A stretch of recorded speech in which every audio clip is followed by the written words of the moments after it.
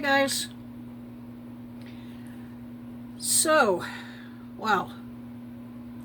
I know in my last video, the first one that I had made, I said that I would be making a video every week, trying to do one a week. Sometimes if I could, I would try to do two a week. Well, unfortunately, everything fell through in the name of two hurricanes that came through. So the first one was Helene, and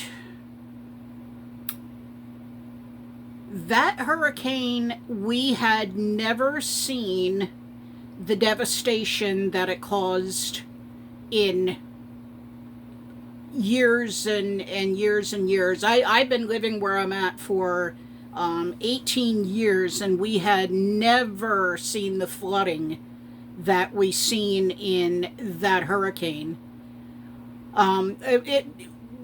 We wound up going to my daughter's, and I did not want to leave.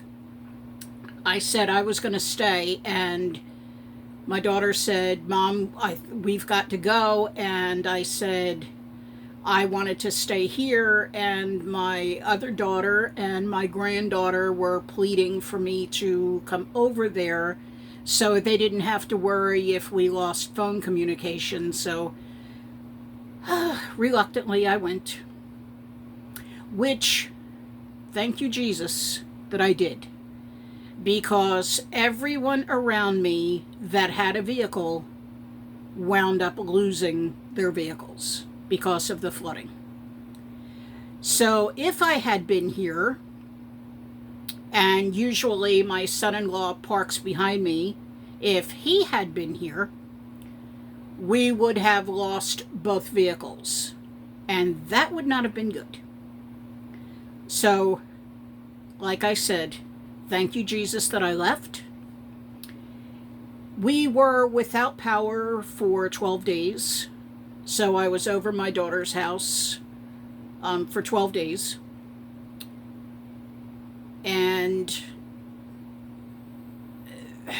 the hardest part for me, and I've had to do this before, so this wasn't my first rodeo having to vacate and have to go, somewhere else.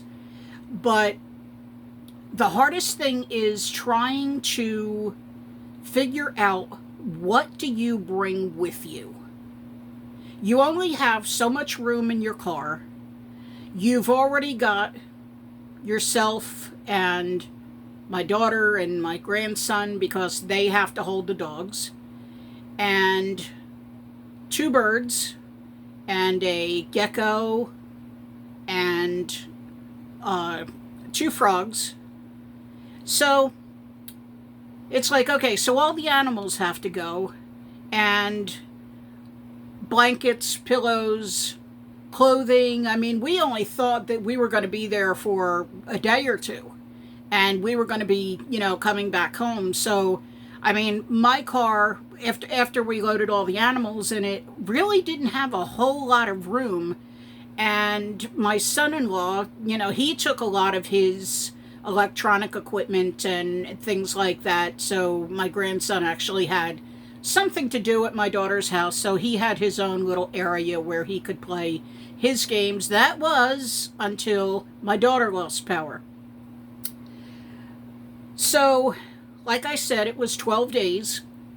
We came back, and of course, everything that was in our freezer, refrigerator, chest freezer, everything had to be thrown away, which that hurt, because about a week before we even knew that Helene was on her way, when Dixie was having a really good sale, a really good meat sale, so we went and we stocked up, because they had a good sale on chicken, on pork chops, on steaks, on, pork roasts, London broils, and normally we don't buy that stuff because we really can't afford it. But they were having such a good sale, and it was like almost, it was less than half price. So we really stocked up on a lot of it. So then we went over to Aldi, and they were doing a sale on their vegetables. So we really loaded up on the vegetables. I love the California medley and the green beans, and so we loaded up on that stuff. So our freezer and our refrigerator freezer was full. Well, when we came home, everything had to go in the trash. That was disheartening. But even after that, I was happy that I had a house to walk into, because so many people around where I live had, I mean, literally have nothing. Their homes had 8 foot of water in them. They had to, some of the houses could stand, some of them couldn't. They, the church close to me, they brought in showers, they brought in,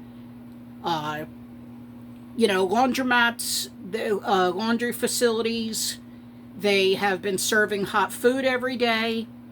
And that was going well until Milton came along.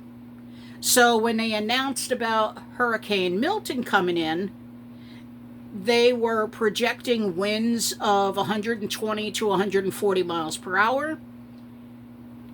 They recommended that everybody evacuate. They had to pull the showers and the laundry facilities out of the church building and put them back where they would be safe.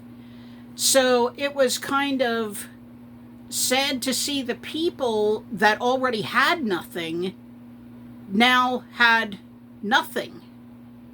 And the whole situation, people don't realize, I feel sorry for the people in the Carolinas and the people in Tennessee. I mean, that's devastation. But Florida did get hit, and we got hit pretty hard, especially in this little town that I live in. There is just a good mile of just trash and debris from everything that people had to remove from their homes: bedroom sets, couches, recliners, refrigerators, stoves. And that was one of the other things that when I went out to check in my shed, I could see where the water line was on the outside of the shed. And so when I opened the door, then I could see that, yes, the shed did flood.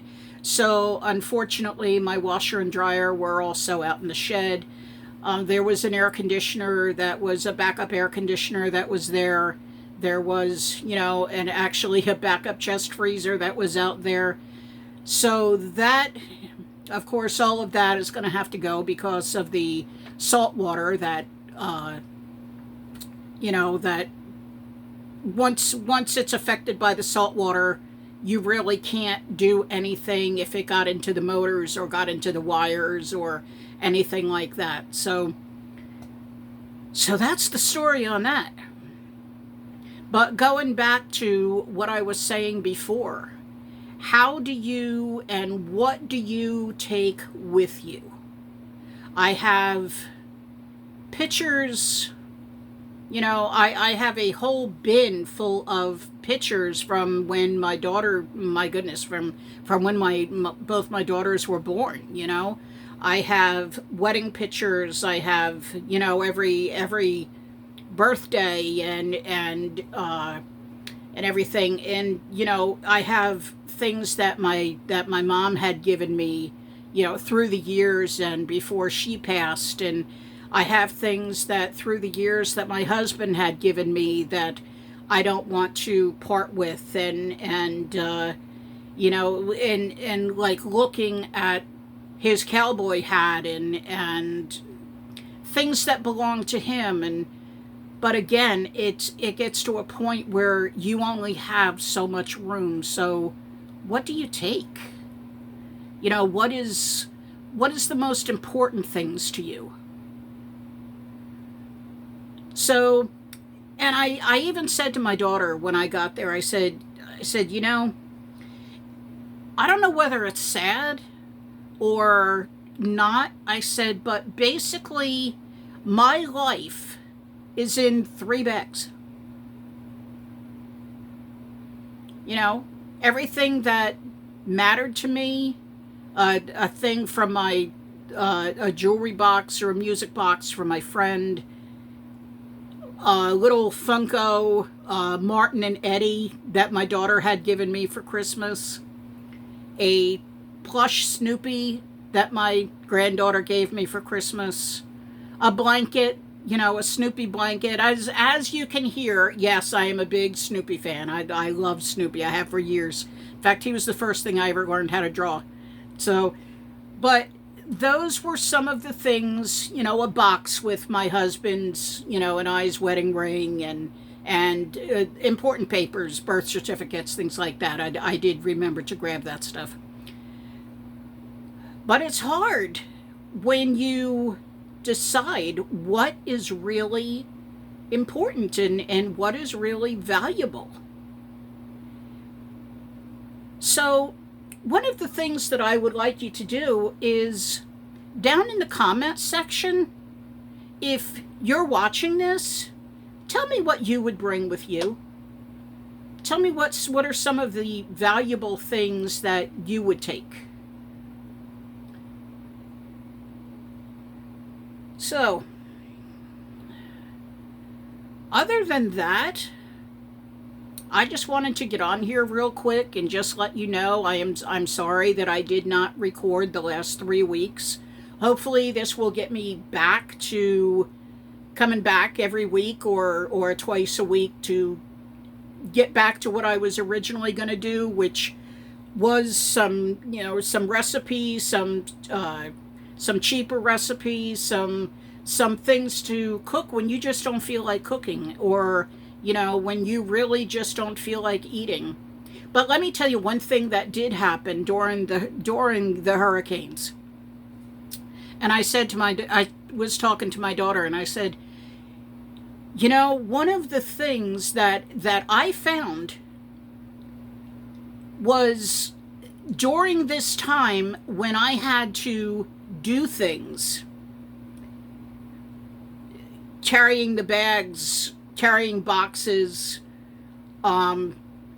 moving things around to try to get to some of the things that I had wanted. I didn't think that I had it in me to do it. But when it came down to it, I did it. Which totally impressed me. Because here I was thinking that I was not able because I just felt like I was fatigued and I felt like I was too weak and that, that I just couldn't do these things. But I did them. And I don't know. I unless you have, this channel is mainly about people who have immune disorders, who have long COVID, who have chronic fatigue syndrome, who have fibromyalgia.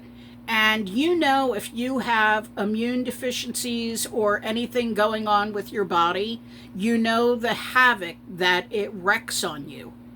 And I was just really impressed that I was able to do the things that I was able to do when I was pushed in the situation where I had no choice but to do it.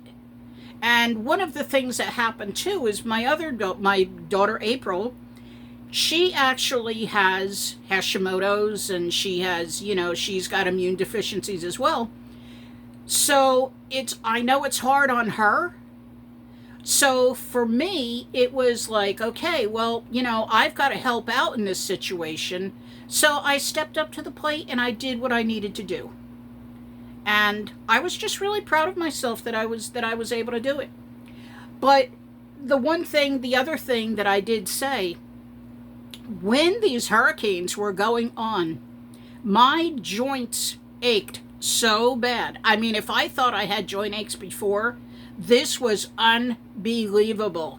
Every joint in my body, from my head to my toes, ached. My feet were swelling really bad. I mean, I had never seen swelling like it was over my daughter's. And it was an interesting fact that my daughter had sent me a video the other day that was on TikTok, and it said how people who have arthritis or, joint aches, that when the hurricanes go on, the barometric pressure actually causes havoc on your body and will cause your joints to ache and swell. So I just thought that was a really interesting fact, that I was wondering why I just felt so bad. I mean, I when I was at my daughter's house, I actually didn't want to move. But so it gave me a reason why that I was feeling the way that I did. So to make a long story short, when Milton happened, we went to my daughter's on a Tuesday night. Wednesday we were supposed to get the storm. It wasn't gonna approach until about 2 a.m. on Thursday. Well, things happened, and the storm actually started at like 6 o'clock that night, and it made landfall by 8 or 8:15. So on Thursday. And so I had called a neighbor of mine that afternoon and said, hey, what's up? What's going on? How did the house fare? I seen that we had wind gusts of 70, and I think they said the highest wind gust where I was 87, miles per hour.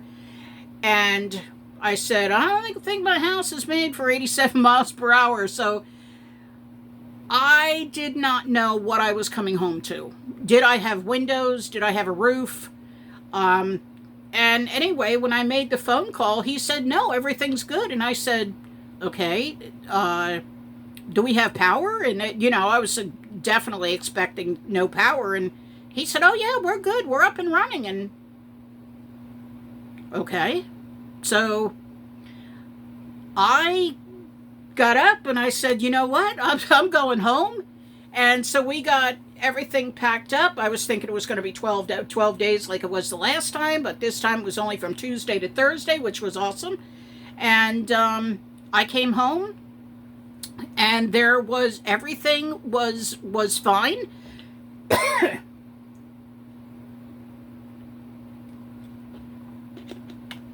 mean, the only thing I could say, there were a lot of people praying. I mean, a lot of people praying for Florida. And God showed up.